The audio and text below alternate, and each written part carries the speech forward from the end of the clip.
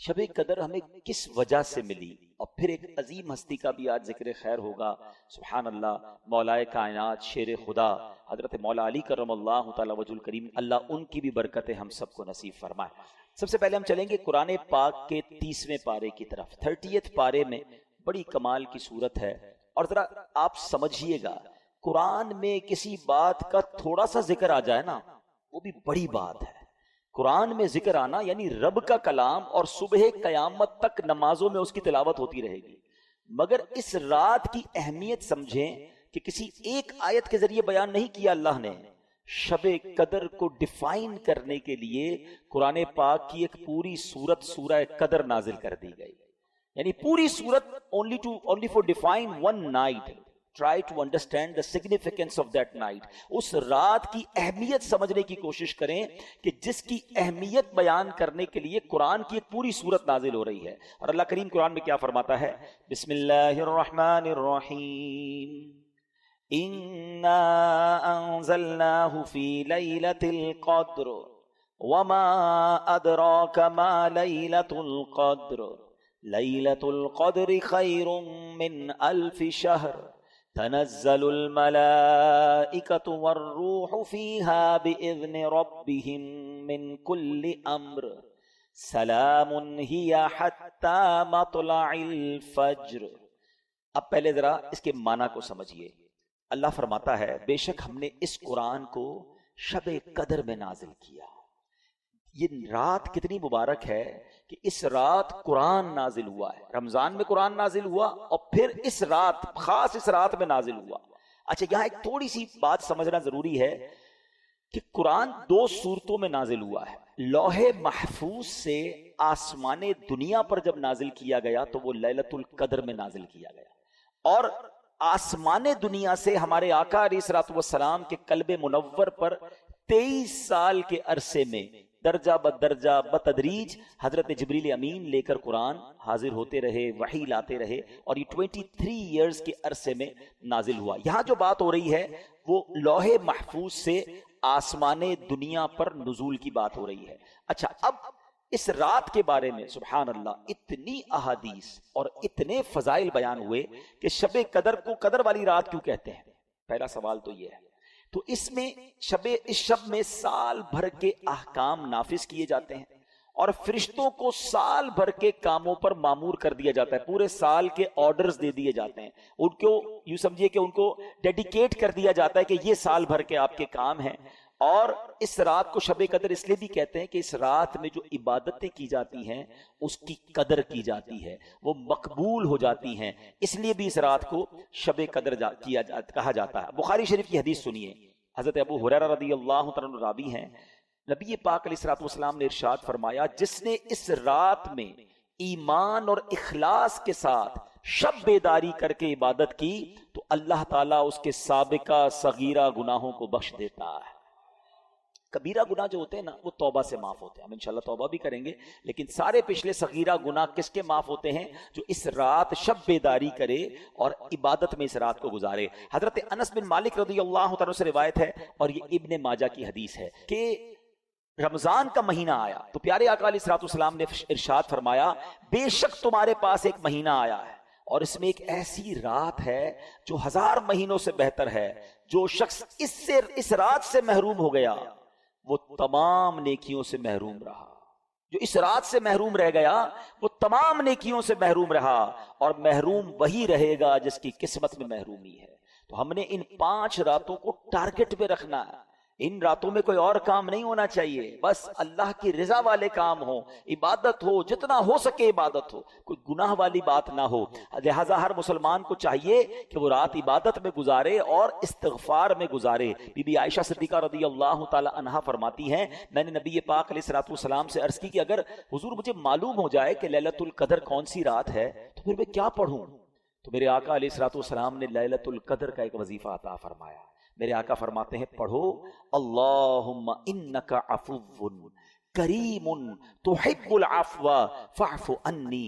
اے اللہ، ذرا ترجمہ سنیں اس کا، یہ اتنی ٹچی دعا ہے، اگر اس کو دل کی گہرائیوں سے پڑھے نا تو آپ کی کیفیت بن جاتی ہے، آپ کی آنکھوں میں آنسو آ جاتے ہیں۔ اللہم انک عفو، اللہ تو معاف کرنے والا ہے، تحب العفو، اللہ تو معافی کو پسند کرتا ہے، فاعف عنی، اللہ مجھے بھی معاف کر دے۔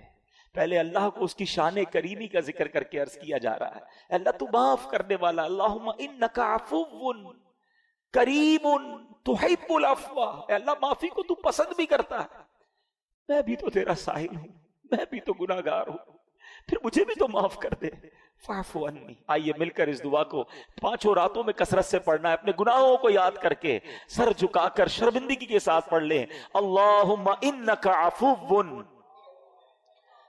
کریم تحب العفو فاعف عنی، اللہم انک عفو کریم تحب العفو فاعف عنی، اللہم انک عفو کریم تحب العفو فاعف عنی۔ اے میرے میٹھے اسلامی بھائیوں، یہ رات تبدیل ہوتی رہتی ہے، اس رات کے بارے میں بڑے اقوال ہیں، اکثر بڑے علماء کا یہ بھی قول ہے کہ 27ویں شب جو ہے وہ شب قدر ہوتی ہے، کچھ علماء فرماتے ہیں کہ یہ رات بدلتی رہتی ہے۔ بہرحال ہمیں ان 5 راتوں میں خوب عبادت کرنی ہے، اور اس کے بارے میں اللہ تبارک و تعالیٰ نے اس رات کو پوشیدہ کیوں رکھا ہے، جس طرح دیگر اشیاء کو اللہ کریم نے پوشیدہ رکھا ہے۔ مثلا اللہ تعالیٰ نے اپنی رضا کو اطاعتوں میں پوشیدہ رکھا ہے، ہمیں نہیں پتہ کون سی نیکی سے رب راضی ہو جائے گا، اس لیے کیا کہا جاتا ہے، چھوٹی نیکی کو بھی نہیں چھوڑنا ہے۔ کبھی آپ نے سنا ہوگا نا کہ کسی نے کتے کو پانی پلایا، اس کی بخشش کر دی گئی، راستے سے کانٹا ہٹا دیا، اس کی بخشش کر دی گئی۔ تو چھوٹی نیکی بھی نہیں چھوڑنی ہے، کیونکہ اللہ پاک نے اپنی رضا کو اطاعتوں میں چھپا کر رکھا ہے، ہم نہیں جانتے کس عمل سے اللہ راضی ہو جائے، وہ نقطہ نواز ہے۔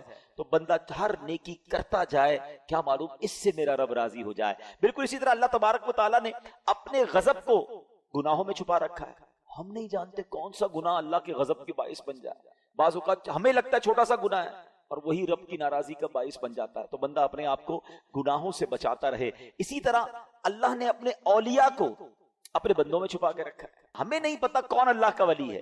ایون ہو سکتا ہے آج ہماری ماشاءاللہ اس مسجد میں اللہ کے اتنے ولی کے نام پر یہ مسجد بنی ہے، اولیاء کرام کے بھی سردار ہیں، غوث اعظم رضی اللہ تعالیٰ عنہ، ہو سکتا ہے یہاں بھی کوئی اللہ کا ولی بیٹھا ہو، ہم نہیں جانتے۔ تو اس کا فائدہ کیا ہوا کہ چونکہ اولیاء کرام کو رب نے بندوں میں چھپا کر رکھا ہے، تو اب بندہ سب کے ساتھ عزت سے بات کرے، اپنے ملازم سے بھی عزت سے بات کرے، غریب سے بھی عزت سے بات کرے۔ کیا پتا کہ وہ اللہ کا ولی ہو جس سے میں بدتمیزی کر رہا ہوں، جس کو گالیاں نکالتا ہوں۔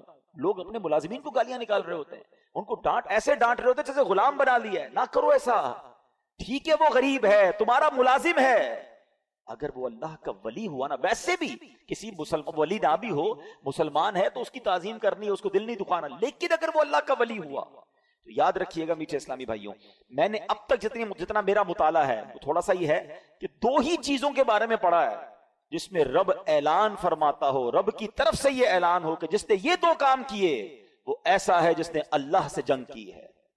ایک سود کھانے والا، سود کا کام کرنے والے کے بارے میں پڑھا، اور دوسرا کسی نے اگر اللہ کے ولی سے دشمنی کی وہ ایسا ہے جس نے اللہ سے جنگ کی۔ یہ 2 کام کرنے والا برباد ہی ہوتا ہے۔ تو بندوں سے عزت سے پیش آئے، تو یہ اللہ کی مشیت ہے۔ اسی طرح رب نے یہ لیلۃ القدر کو بھی پوشیدہ رکھا تاکہ ہم ان 5 راتوں میں تلاش کریں، عبادت کریں، ورنہ ہم تو ایسے نکمے لوگ ہیں، ایک رات پتہ چل جاتی تو باقی راتوں تو پھر ویسے ہی سارے بھول جانے تھے۔ چلو اس بہانے 5 راتیں تو مسجدیں بھرتی ہیں، ان 5 راتیں تو سجدے ہوتے ہیں، کچھ عبادت ہوتی ہے۔ تو بہرحال میرے پیچھے اسلامی بھائیوں، ہمیں اس کو سمجھنا ہے۔ اچھا آگے قرآن فرماتا ہے وما ادراک ما لیلۃ القدر، تم نے کیا جانا لیلۃ القدر کیا ہے؟ اچھا یہ قرآن کا بڑا خوبصورت اسلوب ہے، it's a beautiful style of قرآن۔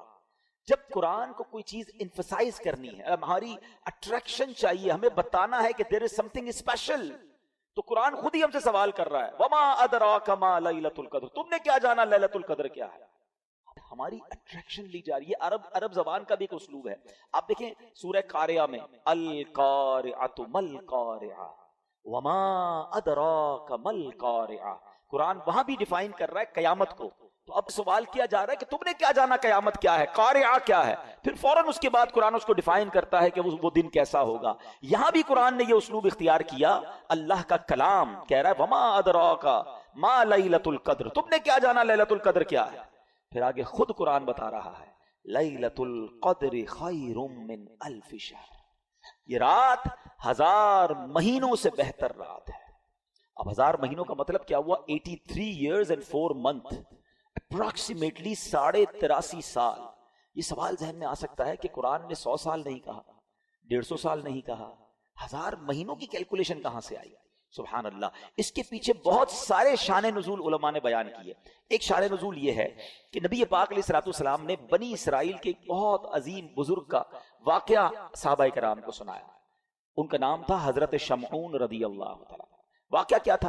واقعہ یہ تھا کہ وہ اللہ کے بڑے ولی تھے، بڑے جاندار بھی تھے، بڑی اللہ کی انہوں نے عبادت کی، اور ایسی عبادت کی کہ 1000 مہینوں تک وہ روزانہ روزہ رکھتے تھے، رات کو عبادت کرتے تھے اور جہاد بھی کرتے تھے، اور بڑے طاقتور بھی تھے، ان پر کافر قابو نہیں پا سکتے تھے، اور بڑی چال چل کر بڑی مکاری کے ساتھ انہوں نے ان کو گرفتار کیا، اور پھر ان کو یوں سمجھے کہ ٹکڑے ٹکڑے کر کے شہید کیا گیا۔ بڑا ظلم بھی ہوا ان کے اوپر، پھر جنہوں نے ان کو شہید کیا ان پر عذاب بھی نازل ہو گیا۔ بڑا طویل واقعہ ہے، میں اس کو شارٹ کر کے بیان کیا میں نے۔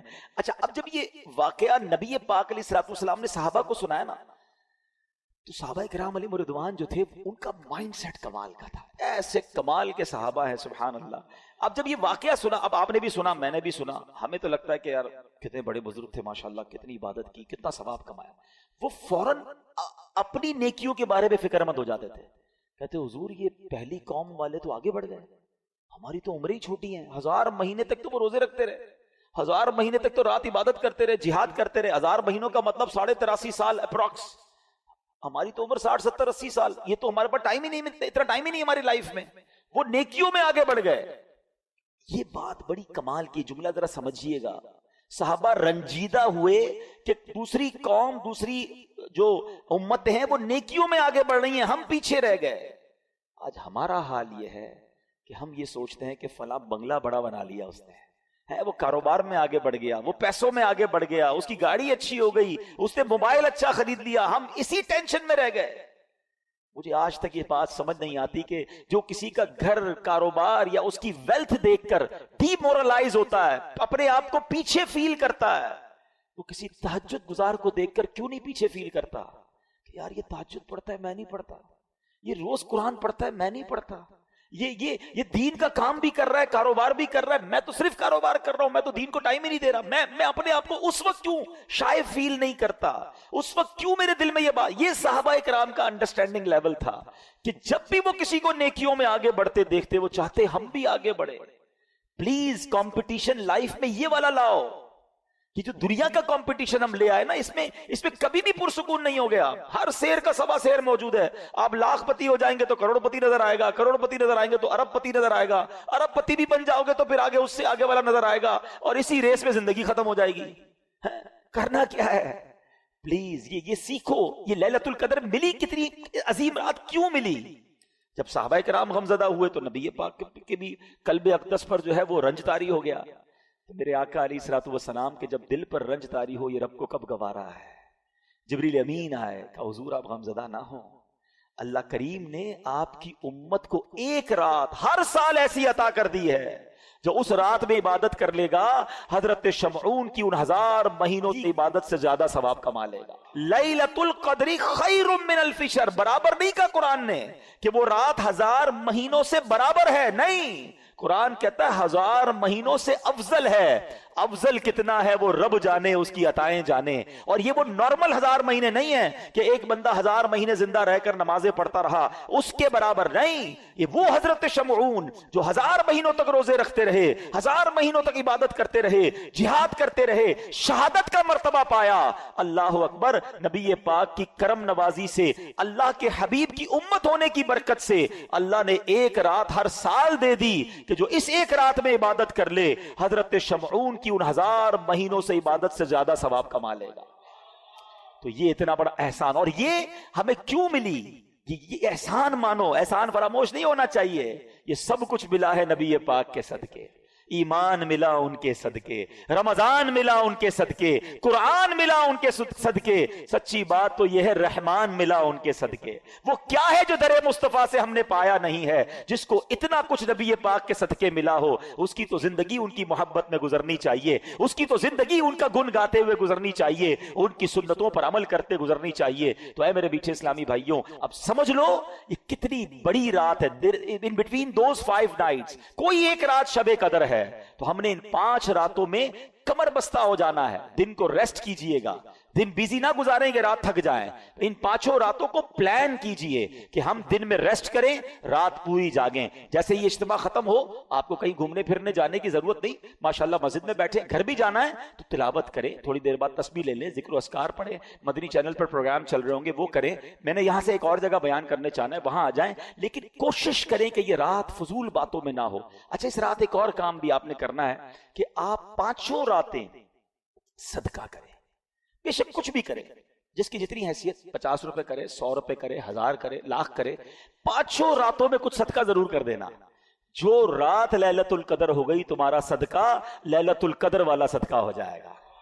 تو یہ آپ بیپاری لوگ بیٹھے ہیں، کاروباری لوگ بیٹھے ہیں، پلان کریں نا، ان 5 راتوں کو پلان کریں کہ وہ کون کون سی عبادت، جن کے والدین کی قبریں قریب ہیں، پاسبل ہے جانا، 5 راتیں قبرستان چلے جائیں، تو ماں باپ کی قبر پر جانا لیلۃ القدر میں جانا ہو جائے گا۔ تو اب آپ سوچتے جائیں کہ میں اس رات کو کیا کیا ایسا کر سکتا ہوں کہ ان 5 راتوں میں سے جو رات لیلۃ القدر ہو، انشاءاللہ میری وہ رات، وہ عبادت جو ہے وہ لیلۃ القدر میں کاؤنٹ ہو جائے۔ ایک بزرگ کے بارے میں آتا ہے، انہوں نے اپنی زندگی کا ایک تجربہ بیان کیا ہے، اٹس ناٹ کمپلسری، مگر یہ بھی ایکسپیرینس ہمارے سامنے آ جائے کہ وہ فرماتے ہیں، حضرت شیخ ابو الحسن شاذلی رحمت اللہ تعالی علیہ، وہ کیا فرماتے ہیں کہ جب کبھی اتوار یا بدھ کو پہلا روزہ ہوا تو 29ویں شب، اگر پیر کو پہلا روزہ ہوا تو 21ویں شب، اگر پہلا روزہ منگل یا جمعے کو ہوا تو 27ویں شب، اور اگر پہلا روزہ جمعرات کو ہوا تو 25ویں شب، اور اگر پہلا روزہ ہفتے کو ہوا تو میں نے 23ویں شب کو شب قدر پایا۔ اچھا، بہت بڑے بڑے علماء کا ماننا یہ ہے کہ 27ویں شب شب قدر ہے۔ اس میں ایک بڑا اسٹرانگ اشارہ ہے، یہ لیلۃ القدر سورت میں ہی لیلۃ القدر آیا 3 بار، ٹھیک ہے، انا انزلناہ فی لیلۃ القدر وما ادراک ما لیلۃ القدر لیلۃ القدر خیر من الف شہر۔ کتنی بار آیا؟ 3 بار۔ اچھا، لیلۃ القدر جو لفظ ہے اس پہ 9 حروف ہیں، ٹھیک ہے، آپ اس کو کاؤنٹ کریں گے تو 9 حروف ہیں، 9 ملٹیپلائی بائی 3 27۔ تو کچھ علماء کہتے ہیں یہ اشارہ ہے کہ 27ویں رات جو ہے وہ شب قدر ہے۔ بہرحال یہ ساری باتیں کرنے کا مقصد یہ ہے کہ اس رات کو سمجھیے، اور ان 5 راتوں میں ہم نے انشاءاللہ عبادت کرنی ہے، اور اس رات کی کچھ علامتیں بھی بیان کی۔ دیکھیں نبی پاک نے کتنا بڑا احسان کیا کہ بہت ساری ہمیں نشانیاں بھی بتا دی۔ اس رات کے سمپٹمز کیا ہیں؟ فرمایا کہ حضرت عبادہ بن صامت رضی اللہ تعالیٰ عنہ نے بارگاہ رسالت میں شب قدر کے بارے میں سوال کیا، تو پیارے آقا نے فرمایا کہ شب قدر رمضان کی آخری طاق راتوں، آخری عشرے کی طاق راتوں 21 23 25 27 یا 29 میں سے تلاش کرے۔ اور پھر فرمایا جو اس میں اس رات کی علامتیں کیا ہیں کہ وہ مبارک کھلی ہوئی شب ہوگی، نہ زیادہ گرمی ہوگی اس رات، نہ زیادہ سردی ہوگی، بلکہ یہ رات معتدل یعنی موڈریٹ ہوگی۔ اس میں چاند کھلا ہوا ہوگا، شیطان کو آسمان سے ستارے نہیں مارے جاتے۔ کبھی کبھی آپ دیکھتے ہیں کہ سٹار ٹوٹ رہے ہوتے ہیں نا، نظر آتے ہیں، کبھی کبھی نظر آتے ہیں، یہاں تو نہیں، شہر میں گاؤں میں نظر آتے ہیں، لیکن اس رات کو شیطان کو ستارے نہیں مارے جاتے۔ اور یہ بھی بتایا کہ اس رات کے بعد جو صبح آتی ہے، اس رات جو یعنی صبح جو سورج نکلتا ہے وہ بغیر شعاؤں کے طلوع ہوتا ہے، یعنی سورج ایسے نکلتا ہے جیسے 14ویں رات کا چاند ہوتا ہے۔ تو جو لیلۃ القدر کے بعد کی صبح ہوتی ہے، اس سورج کی بھی یہ نشانی فرمائی گئی۔ اور بعض علماء یہ بھی فرماتے ہیں کہ اس رات جو ہے سمندر کا پانی میٹھا ہو جاتا ہے۔ اچھا، یہ ساری نشانیاں تو بیان ہوئی روایتوں میں، کتابوں میں، احادیث میں، ضروری نہیں کہ ہر نشانی ہم دیکھ سکیں، وہ آنکھ بھی تو چاہیے نا۔ آنکھ والا تیرے جوبن کا تماشا دیکھے، آنکھ والا تیرے جوبن کا تماشا دیکھے، دیدائے کور کو کیا آئے نظر کیا دیکھے۔ تو بہرحال یہ علامتیں بھی بیان ہوئیں، تو ہمیں انشاءاللہ، میں بھی نیت کرتا ہوں، آپ بھی نیت کریں کہ انشاءاللہ یہ 5 راتیں ہم خوب عبادت میں گزاریں گے۔ انشاءاللہ دعاؤں میں گزاریں گے۔ اب میں ٹرن کرتا ہوں اپنے ٹاپک کو ایک عظیم ہستی کی طرف، اور یہ بہت ہی کمال کی ہستی ہیں۔ 21 رمضان ان کا یوم شہادت ہے، شیر خدا آپ کا لقب رہا، نبی پاک کے بہت زبردست ساتھی رہے، اور سبحان اللہ آپ کے فضائل سنتے ہیں تو ایمان تازہ ہو جاتا ہے۔ اللہ کریم نے کیسے فضائل سے نوازا۔ بچوں میں سب سے پہلے ایمان لانے والے حضرت مولا علی شیر خدا کرم اللہ تعالی وجہ الکریم ہیں۔ آپ کو کرم اللہ تعالی وجہ الکریم کہا جاتا ہے۔ ہاں، یہ بڑا کوشچن آتا ہوگا ذہن میں کہ سارے صحابہ کو رضی اللہ تعالی عنہ کہا جاتا ہے اور مولا علی کو کرم اللہ تعالی وجہ الکریم کیوں کہا جاتا ہے؟ کرم اللہ تعالی وجہ الکریم کا مطلب یہ ہے اللہ پاک آپ کے چہرے کے وجاہت کو، آپ کے چہرے کے فیض کو اور بڑھائے، اور اللہ نے بڑھایا۔ وجہ یہ ہے کہ آپ کے سر مبارک نے کبھی کسی بت کے آگے سجدہ نہیں کیا، اور اس کی بڑی وجہ کیا ہوئی کہ آپ ابھی چھوٹے ہی تھے تو نبی پاک علیہ الصلوۃ والسلام کے کزن ہیں، چچا زاد بھائی ہیں، تو ابو طالب سے نبی پاک علیہ الصلوۃ والسلام نے مولا علی کو بچپن میں ہی لے لیا تھا۔ ان کے اوپر بہت زیادہ یوں سمجھے معاش کا اور عیال کا بوجھ تھا، تو کچھ بوجھ بانٹنے کے لیے، ہمارے بھی ہوتا ہے فیملی میں بچے لے لیتے ہیں، تو پیارے آقا علیہ الصلوۃ والسلام نے مولا علی کو لے لیا۔ اب نبی پاک کی گود میں ان کی پرورش ہوئی ہے، انہوں نے آنکھیں کھولی تو نبی پاک کو دیکھا ہے، ہوش سنبھالا تو آقا کی باتیں سنی۔ یہ نبی پاک کی بچپن سے ٹرینڈ ہے، نبی پاک کا ڈائریکٹ فیضان جو ہے وہ مولا علی شیر خدا کرم اللہ تعالی وجہ الکریم کو ملا۔ اچھا، آپ کا ایک اور لقب تو بڑے ہیں، کرار، اور آپ کو شیر خدا، اسد اللہ، اسد الرسول، آپ کا ایک بڑا یونیک کنیت، اور وہ ہے ابو تراب۔ ابو تراب کہتے ہیں مٹی والے کو۔ ایک بار نبی پاک علیہ الصلوۃ والسلام، کیونکہ آپ نبی پاک علیہ الصلوۃ والسلام کی پیاری شہزادی آپ ہی کے نکاح میں تھی، خاتون جنت بی بی فاطمہ رضی اللہ تعالیٰ عنہ، تو ایک بار نبی پاک علیہ الصلوۃ والسلام مولا علی شیر خدا کرم اللہ تعالی وجہ الکریم کے گھر گئے تو کہا علی کہاں ہیں؟ تو کہا وہ گھر سے باہر ہیں۔ اور جب گھر سے باہر میرے آقا گئے تو وہ مٹی پر لیٹے ہوئے تھے۔ اب وہ لیٹے ہوئے تھے تو کپڑوں پر اور جسم پر بھی مٹی لگ گئی، تو نبی پاک علیہ الصلوۃ والسلام نے بڑے پیار سے کہا قم یا ابا تراب، اے مٹی والے کھڑے ہو جاؤ۔ مولا علی کہتے ہیں اس کے بعد سے مجھے میرے نام سے زیادہ ابو تراب کو نیت سے محبت ہو گئی۔ اور اعلیٰ حضرت امام اہل سنت کیا خوبصورت بات لکھتے ہیں، اس نے لقب خاک شہنشاہ سے پایا۔ لقب خاک، خاک کو کہتے ہیں نا، لقب کیا ملا؟ خاک کا۔ اس نے لقب خاک شہنشاہ سے پایا، جو حیدر کرار کے مولا ہے ہمارا۔ سبحان اللہ، آپ کے بارے میں فضائل تو بہت ہیں۔ آپ کا ذکر خیر قرآن میں کیسا ہے؟ دیکھیں، میں اور آپ نیکی کر کے دعا کرتے ہیں اللہ قبول کر لے، مولا علی نے ایک ایسی نیکی کی کہ قرآن میں اس کا ذکر آ گیا۔ میں بھی تھوڑی دیر پہلے ایک جملہ کہہ رہا تھا کہ جو چیز قرآن میں آ جائے گی نا، وہ صبح قیامت تک مسجدوں میں تلاوت ہوتی رہے گی، قرآن میں لوگ پڑھتے رہیں گے۔ یعنی حضرت علی کی یہ نیکی اب قیامت تک لوگوں کی زبانوں پر ہے۔ اور آپ نے کام کیا کیا تھا؟ پہلے قرآن کی آیت سن لیں، پھر آپ کا وہ کام بتاتا ہوں جو آج ہمارے لیے بھی بڑا ریلیونٹ ہے۔ مولا علی شیر خدا کرم اللہ تعالی وجہ الکریم کی شان میں جو آیت ہے، بسم اللہ الرحمن الرحیم، الذين ينفقون اموالهم بالليل والنهار سرا وعلانية فلهم اجرهم عند ربهم ولا خوف عليهم ولا هم يحزنون۔ ترجمہ کنز الایمان، یہ سورہ بقرہ کی آیت نمبر 274 ہے۔ وہ جو اپنے مال خیرات کرتے ہیں رات میں اور دن میں، چھپے اور ظاہر، ان کے لیے ان کا انعام حصہ ہے ان کے رب کے پاس، ان کو نہ کچھ اندیشہ ہو نہ کچھ غم۔ مولا علی نے ایسا کیسا صدقہ کیا؟ حضرت نعیم الدین مراد آبادی جو مفسر قرآن ہے لکھتے ہیں کہ ایک قول یہ ہے کہ یہ آیت حضرت علی کے حق میں نازل ہوئی۔ ان کے پاس 4 درہم تھے، صرف 4 درہم تھے۔ آپ نے کیا کیا کہ آپ نے چاروں کو خیرات کر دیا، ایک رات میں کیا، ایک دن میں کیا، ایک اعلانیہ کیا، ایک چھپ کر کیا۔ اللہ کریم نے یہ سارا صدقہ کیسا قبول فرمایا کہ اس کا ذکر قرآن میں فرما دیا۔ یہاں 2 باتیں سیکھنے کو مل رہی ہیں۔ ایک، دل کیسا تھا؟ 4 ہی تھے، چاروں دے دیے۔ ہمارے پاس لاکھوں ہوتے ہیں، تھوڑے نہیں دیتے۔ 2.5% ہی تو زکوٰۃ ہے نا، وہی لوگوں کو بھاری پڑ رہی ہے، وہی کیلکولیشن میں گھبرا رہے ہوتے ہیں، یار یہ بھی بچ جائے زکوٰۃ سے، یہ بھی نکال دو، کسی طرح اس کی بھی نہ دینی پڑے۔ اچھا پچھلے سال دی تھی دوبارہ دینی پڑے گی۔ سوال بھی ایسے کرتے کہ سمجھ نہیں آ رہا کیا چاہ رہا ہے بھائی۔ حضرت وہ پچھلے سال دے دی تھی، سونا وہی ہے تو دوبارہ دے دیں۔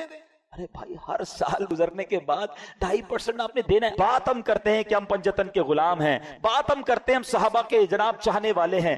دیکھو یہ تھے صحابہ کہ جو ہوتا تھا وہ دے دیتے تھے, اور کیا انداز تھا کہ چھپ کر بھی دے رہے ہیں, صبح بھی دے رہے ہیں کہ یار کوئی تو ادا اللہ کو پسند آ جائے, رات بھی دے رہے ہیں. تو سبحان اللہ, یہاں ایک اور بات سیکھنے کو مل رہی ہے کہ صدقہ دیں یا نیکی کریں, اس کے پیچھے ریزن ایک ہو کہ اللہ کی رضا ہو, اخلاص ہو. لوگوں کو دکھانے کے لیے نہ مال خرچ کریں نہ عبادت کریں. یہاں بڑا برا حال ہے. پلیز شیطان کی اس وار کو آج ہم سارے سمجھ لیں, وہ کبھی نہیں چاہے گا ہم نیکی کریں. آج ہم یہاں اجتماع میں آئے نا, ہم یہ بیٹھے ہیں, شیطان کو بہت برا لگ رہا ہے. اب وہ پلان کر رہا ہوگا یار اس کی رات برباد کیسے کریں, تو اب ہم بھی تو شیطان کی باتوں میں آ جاتے ہیں. اب باہر نکل کے کہیں گے یار ماشاءاللہ آج رات تو بڑا مزہ آیا, میں تو پہلے سے ہی چلا گیا تھا, صلاۃ التسبیح بھی پڑھی, اس کے بعد بیان بھی سنا, ذکر بھی ہوا, دعا میں تو میرے بڑے آنسو بھی بہے. بھائی اب آپ اپنی پوری کارکردگی کیوں کسی کو دینا چاہتے ہیں؟ سوچئے, اگر تو اچھی نیت ہے کہ اگلے بار پھر اجتماع میں کسی کو بلانا ہے پھر تو ٹھیک ہے, انما الاعمال بالنیات. لیکن نیت یہ ہے کہ سامنے والا کہے کہ یار ماشاءاللہ آپ تو بڑی نیکیاں کما رہے ہیں. اپنے دل سے پوچھیں, اللہ کے لیے کام کریں, اللہ کی رضا کے لیے صدقہ دیں, اللہ کی رضا کے لیے نیکی کریں. یا ایک سوال چھوڑی جا رہا ہوں, ٹھیک ہے؟ پہلے تو اخلاص کی ایک تعریف علماء نے بیان کی, بہت ساری تعریفیں ہیں, اس میں سے ایک تعریف علماء نے یہ بیان کی کہ اخلاص یہ ہے کہ جس طرح تم اپنے گناہوں کو چھپاتے ہو اس طرح اپنی نیکیوں کو چھپاؤ. اب بتائیے, میں اور آپ چاہتے ہیں ہمارے گناہ کسی کو پتہ چل جائے؟ ہمیں سے کوئی نہیں چاہتا. نیکیاں پتہ نہ چلیں تو ٹینشن شروع ہو جاتی ہے, یار کوئی تو طریقہ ہوگا جس سے پتہ چل جائے کہ میں نے اس بار کتنی زکوٰۃ دی ہے, تو کتنی روزے رکھے, تو کتنے تراویحاں پڑھی, تو اور کتنی تلاوت کی. کیوں کرتے ہیں ایسا؟ اپنے دل سے پوچھیں. یہی شیطان مردود چاہتا ہے کہ ہماری نیکیاں ڈسٹرائے ہو جائیں اور ہم اس کی واروں میں آ جاتے ہیں. مولا علی شیر خدا کرم اللہ تعالی وجہ الکریم کا یہ ذکر خیر ہمیں بتا رہا ہے کہ اللہ کی رضا کے لیے عمل ہو. آپ تو اللہ کی رضا کے لیے کیسا کام کرتے تھے. ایک بار ایک غزوے میں کسی سے لڑائی ہو رہی, تو آپ اس کافر کے سینے پہ چڑھ گئے. اس کافر نے کیا کیا, آپ کے چہرے پہ تھوک دیا. دشمن خدا نیچے ہے, ہاتھ میں تلوار ہے, اور مولا علی جیسی شخصیت ہے, کتنی شجاعت والے ہیں, اور چہرے پہ تھوک دیا اس ظالم نے. آپ ہٹ گئے, آپ نے اسے چھوڑ دیا. کہتا ہے اے علی یہ کیا, میں تمہارے نیچے تھا, ہاتھ میں تلوار تھی, اور میں تمہارا دشمن ہوں, اور میں نے اور تمہارے لیے ایک برا عمل کیا, چہرے پہ تھوک دیا. میں تم سے پہلے جو لڑ رہا تھا وہ اللہ کے لیے لڑ رہا تھا. جب تم نے میرے چہرے پر تھوکا تو میرا نفس بھی شامل ہو گیا, میرے دل کا غصہ بھی شامل ہو گیا. اب اگر میں تجھے قتل کرتا تو شاید وہ اللہ کے لیے نہ ہوتا. یہ اخلاص دیکھ کر وہ غیر مسلم کلمہ پڑھ کر مسلمان ہو گیا کہ یہ اسلام اور یہ مسلمان ہے جو ہر عمل اللہ کے لیے کرتے ہیں. مگر ہم شاید اب ایسے ہو گئے کہ شاید کوئی عمل اللہ کے لیے نہیں کرتے. ہر کام میں دنیا کا مفاد ہے, دنیا کی واہ واہ ہے. میں ایک سوال چھوڑ کر اپنا بیان اب ختم کرتا ہوں کہ ایک سوال اپنے آپ سے ضرور کیجئے گا کہ میرے پاس, آپ کے پاس ایسی کتنی نیکیاں ہیں جو فقط میں جانوں اور میرا رب جانے. یہ سوال ضرور کیجئے گا. شاید پھر شرم آنے لگے گی کہ یار جو نیکیاں میں نے اکیلے میں بھی کی تھی نا, کسی کو نہیں پتا تھا, وہ بھی کوئی نہ کوئی بہانہ کر کے, کوئی نہ کوئی راستہ ڈھونڈ کے میں نے بتایا ضرور کسی کو. نہ کریں ایسا. اللہ کریم تربت مولا علی پر کروڑوں رحمتوں کی بارش نازل فرمائے اور ان کے صدقے ہماری مغفرت فرمائے. جہاں میں نے چیریٹی کی بات کی, اللہ کی راہ میں خرچ کرنے کی بات کی, سب سے پہلے اپنے حقدار غریب رشتہ داروں کو آپ نے دیکھنا ہے, اور اس کے بعد عاشقان رسول کی ایک عظیم و شان مدنی تحریک دعوت اسلامی. یہ تحفہ بھی تو دعوت اسلامی نے دیا ہے نا. اس علاقے میں ہمارا ارمان تھا کہ مسجد بنے, اور ایسا ہی کام دعوت اسلامی ساری دنیا میں کر رہی ہے. الحمدللہ سال کی 600 سے زیادہ مسجدیں بنانے والی, 5200 سے زیادہ مدرسے چلانے والی, 2.25 لاکھ بچوں کو بغیر فیس کے قرآن پاک اور درس نظامی کروانے والی, 92,000 سے زیادہ حافظ قرآن بنا دینے والی, ہزاروں اسلامی بھائیوں اور اسلامی بہنوں کو عالم اور عالمہ کورس کمپلیٹ کروا دینے والی, 39,000 سے زیادہ تھیلیسیمیا کے مریضوں کو بلڈ مہیا کرنے والی, پورے پاکستان کی سڑکوں پر پلانٹس لگا کر, پودے لگا کر اس کو درخت بنانے والی, اور ہمارے لاکھوں مسلمانوں تک راشن اور کیش پہنچانے والی, مدنی چینل چلا کر ہمارے گھر میں پہنچ کر سنتیں اور علم دین پہنچانے والی, اور کڈز مدنی چینل کے ذریعے ہمارے بچے ان کو سنتوں کی طرف لانے والی آرگنائزیشن ہماری دعوت اسلامی ہے. تو کیوں نہ اتنے بڑے اس کاروان کا ہم بھی حصہ بنے. تو اپنے صدقات, اپنے زکوٰۃ، اپنے فطرے کے اندر بھی اپنی دعوت اسلامی کو ضرور یاد رکھیں. فطرہ بھی آپ نے سب نے دینا ہے اور بہترین دینا ہے، یہ یاد کر لیجئے. جس کو اللہ نے نوازا ہے، اللہ نے نوازا ہے تو احادیث میں 4 قسم کا فطرہ بیان ہوا، اور اس میں کشمش کا، جو کا، کھجور کا اور گندم کا. جب دینے کی باری آئے تو اچھے دل کے ساتھ دیں. روزانہ افطار میں اجوا کھجور کھانی ہے اور فطرہ گندم کا دینا ہے، یہ تو بات ٹھیک نہیں ہے نا. اللہ نے جب اجوا دی ہے، اللہ نے بہترین کھانے دیے، تو یہ بھی شکر کا انداز ہے. یا اللہ تو نے مجھے بہترین رکھا، میں تیری راہ میں خرچ بھی بہترین کروں گا. ایک بار پھر سورہ جو ہمیں دعا نبی پاک کی حدیث سے سیکھنے کو ملی، 3 بار مل کر پڑھیں گے. اللہم انک عفو کریم تحب العفو فاعف عنی.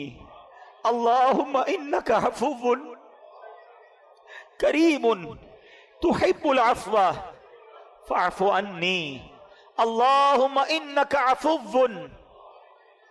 کریم تحب العفو فاعف عنی. الصلاة والسلام علیک یا نبی اللہ وعلی آلک واصحابک یا نور اللہ. الحمدللہ رب العالمین والصلاة والسلام علی سید الانبیاء والمرسلین. یا ارحم الراحمین یا ارحم الراحمین یا ارحم الراحمین. یا ربنا یا ربنا یا ربنا یا ربنا یا ربنا. اللہم انک عفو کریم تحب العفو فاعف عنا یا غفور فاعف عنا یا کریم. اللہم انک عفو کریم تحب العفو فاعف عنا یا کریم. اللہم انک عفو کریم تحب العفو فاعف عنا یا کریم. اللہم اجرنا من النار اللہم اجرنا من النار اللہم اجرنا من النار. ربنا تقبل منا انک انت السمیع العلیم وتب علینا یا مولانا انک انت التواب الرحیم. اللہم ربنا آتنا فی الدنیا حسنہ وفی الآخرة حسنة وقنا عذاب النار. اللہم ربنا لا تؤاخذنا یوم القیامہ اللہم ربنا لا تؤاخذنا یوم القیامہ. اللہم انا نسألک الامن یوم الخوف اللہم انا نسألک الامن یوم الخوف. ربنا لا تؤاخذنا یوم القیامہ ربنا ولا تحملنا ما لا طاقة لنا به واعف عنا واغفر لنا وارحمنا انت مولانا فانصرنا على القوم الكافرین. اے ڈوبتوں کو بچانے والے، اے بے قصوں کی دستگیری کرنے والے، اے گناہگاروں کی بخشش فرمانے والے مولا، تیرے گناہگار بندے تیرے دربار میں ہاتھ اٹھائے حاضر ہیں. ہماری حتمی مغفرت کر دے، ہمارے صغیرہ گناہ بھی معاف کر دے، ہمارے کبیرہ گناہ بھی معاف کر دے، ہمارے چھپ کر کیے ہوئے گناہ بھی معاف فرما، ہمارے اعلانیہ گناہ بھی معاف. اللہ اگر تو نے ہمیں معاف نہ کیا ہم کدھر جائیں گے؟ تیرے سوا کون ہے جس کے دربار میں ہم مغفرت طلب کریں؟ اگر بڑی رات بھی تیرے گھر میں بیٹھ کر نہ بخشے گئے تو پھر کدھر جائیں گے مولا؟ ہم تیرے بندے ہیں اے اللہ، تیرے نافرمان ضرور ہیں مگر تیرے باغی نہیں ہے مولا. تجھی کو اپنا رب مانتے ہیں، تیرے حبیب علیہ السلام کے امتی ہیں، ان سے محبت کرتے ہیں. اے رب کریم بس آج ہم پر نگاہ رحمت فرما دے. اگر تو نے ہم سب کو جنت میں داخل کر دیا، تیری جنت میں کوئی جگہ کم نہیں پڑے گی، تیرا کچھ نہیں جائے گا، ہمارا بیڑا پار ہو جائے گا. اے اللہ بس آج ہماری حتمی مغفرت فرما دے، ہم سے صدا کے لیے راضی ہو جا، جنت الفردوس ہمارا مقدر کر دے. اے رب کریم ہمارے ماں باپ کو بھی بخش دے. اللہم ارحمہما کما ربیانی صغیرا. ہمارے ماں باپ کو بخش دے. اے اللہ ہم میں سے جن کے والدین دنیا سے چلے گئے ان کی قبروں کو جنت کا باغ بنا دے، کروٹ کروٹ انہیں جنت کی نعمتیں عطا کر. اے رب کریم انہوں نے ہم پر بڑی مہربانیاں کی، اب وہ تیری رحمت کے حوالے ہیں. اے اللہ اپنی رحمتوں کی بارش ان پر نازل فرما. جن کے والدین حیات ہیں ان کو درازی عمر بالخیر عطا فرما، ان کا سایہ ان کے بچوں پر تا دیر قائم و دائم فرما. اے اللہ ہمارے بھائی بہنوں کو بخش دے، ہمارے بیوی بچوں کو بخش دے، ہمارے مرحومین کو بخش دے، ہمارے رشتہ داروں کو بخش دے، اے اللہ ہمارے دوستوں کو بخش دے، ہم سے محبت کرنے والوں کو بخش دے، اے کریم نبی پاک علیہ الصلوۃ والسلام کی ساری امت کی بخشش فرما۔ اے اللہ ہمیں تو مانگنا بھی نہیں آتا، جو جو ہمارے حق میں بہتر ہے ہمیں عطا کر دے۔ اے اللہ نفس و شیطان کے واروں سے بچا لے، اپنے پسند کے بندوں میں ہمیں شامل فرما لے، اخلاص کی دولت عطا کر دے۔ اے اللہ ریاکاری نے کہیں کا نہیں چھوڑا، اول تو نیکی ہوتی نہیں، ہو جائے تو سنبھلتی نہیں۔ اے اللہ ہم بڑے ناکارہ ہو گئے، ہمارے دل و دماغ کو پاکیزہ کر دے، ہمیں اخلاص کی دولت عطا کر دے، دکھلاوے اور بناوٹ سے بچا لے، اپنے مخلص بندوں میں شامل فرما لے، سجدوں کی لذت عطا فرما، تلاوت کا ذوق عطا فرما۔ اے اللہ جو تو نے رمضان میں نیکیوں کا ذوق دیا ہے، ایسا کرم کر دے کہ ہم سارا سال نمازیں پڑھنے والے بن جائیں، مسجدیں سارا سال آباد رہے۔ اے اللہ نفس و شیطان کے واروں سے محفوظ فرما، ہم سب کو فقط رزق حلال عطا فرما، رزق حرام سے ہم سب کو محفوظ فرما، ہم سب کے رزق حلال میں برکت ڈال دے۔ اے اللہ جو بے اولاد ہیں انہیں نیک اور صالح اولاد دے دے۔ اے اللہ جو اولاد والے ہیں ان کی اولادوں کو، ان کے والدین کی آنکھوں کا نور بنا دے، ہمارے بچوں کو ہمارے لیے صدقہ جاریہ بنا دے، ہماری مغفرت کا ذریعہ بنا دے۔ اے اللہ جو بچوں اور بچیوں کے دکھ میں ہیں، اے اللہ ان کے وہ دکھ دور کر دے، بچوں کا سکھ عطا کر دے۔ اے کریم ہاتھ اٹھے ہیں، تو نام بھی جانتا ہے سب کے، کام بھی جانتا ہے، بڑی امید سے تیرے بندے ہاتھ اٹھائے حاضر ہیں کہ رحمان کے دربار میں آئے، کریم کے دربار میں بھکاری آئے ہیں۔ اے اللہ کبھی کبھی ہمیں اپنی مشکل بہت بڑی لگتی ہے کہ یہ کیسے حل ہوگی، یہ مسئلہ کیسے سالو ہوگا۔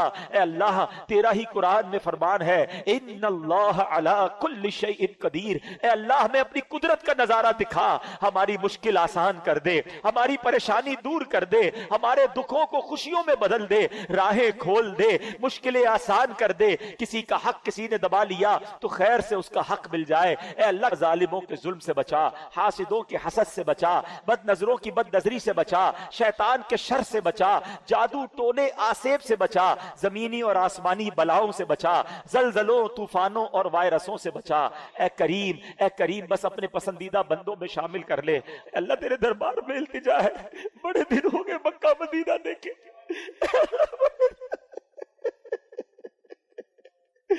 کریم مولا جلدی مکہ دکھا دے، جلدی کعبہ دکھا دے، تیرے حبیب کا روضہ دکھا دے۔ اے اللہ اسی سال ہمیں حج کی سعادت عطا فرما، بار بار سال میں کئی بار نبی پاک کے روضے کی حاضری ہمارا مقدر فرما دے، اور جب ہمارا وقت آخر ہو ہمیں ایمان اور عافیت کے ساتھ میٹھے مدینے میں موت عطا فرما، جنت البقیع میں مدفن عطا فرما، جنت الفردوس میں پیارے آقا کا پڑوس نصیب فرما۔ اے اللہ ہماری دعوت اسلامی کو ترقی عطا فرما، قبلہ امیر اہل سنت، تمام علماء اور مشائخ اہل سنت اور ہمارے والدین کا سایہ ہمارے سروں پر تا دیر قائم و دائم فرما۔ اے کریم اس مسجد کو شاد و آباد فرما، جن لوگوں نے اس میں تعاون کیا اے اللہ سب کو جنت میں اعلیٰ محل عطا فرما، جو دعوت اسلامی کے ساتھ تعاون کرتے ہیں اے اللہ ان کو دنیا اور آخرت کی برکتیں عطا فرما، اور ہمیں بھی اتنی بڑی عاشقان رسول کی تحریک